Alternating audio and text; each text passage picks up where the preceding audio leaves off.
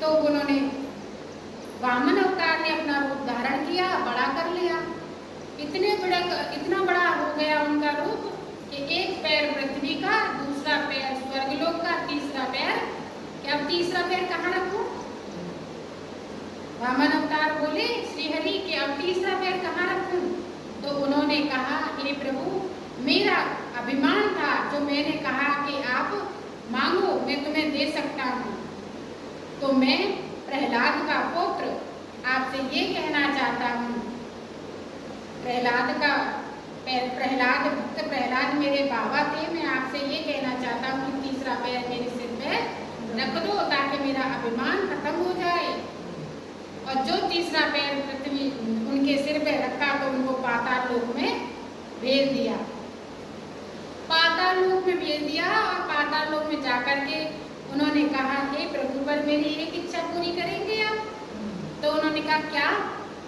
कि मैं प्रतिदिन आपके दर्शन करना चाहता हूँ, इसीलिए आप मेरे यहाँ द्वारपाल पे, द्वार के गेट पे आप द्वारपाल बन के रहिए। मैं जैसे ही उठूँ और मैं आपके प्रतिदिन आपके दर्शन करूँ। तो श्री हरि ने कहा, तथास्तु, आपकी बात हमें मंजूर है, आप इतने बड़े दानी, हम आपके लिए जरूर ऐसा करेंगे। तो द्वारपाल बन गए उनके। श्री नारायण राजा बलि के पाताल लोक में द्वारपाल बन के रहने लगे। 1 साल तक बहुत दिक्कत आई। लक्ष्मी जी अकेली हो गई।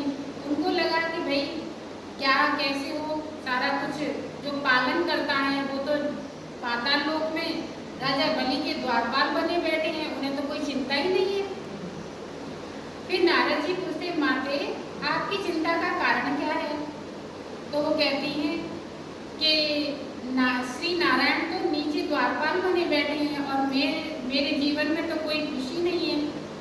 तो कि अच्छा, तो मैं एक सुझाव देता हूँ, कुछ ही दिन बाद ये श्रावण मास की पूर्णिमा आ रही है, आप ना राजा बलि के पास बहन और उनके राखी बांधना, उनकी कलाई पे एक सूत्र बांधना और उनसे संकल्प करवा लेना। नारायण जी तो इधर से कोई ना कोई चमत्कारी बात कह देते थे।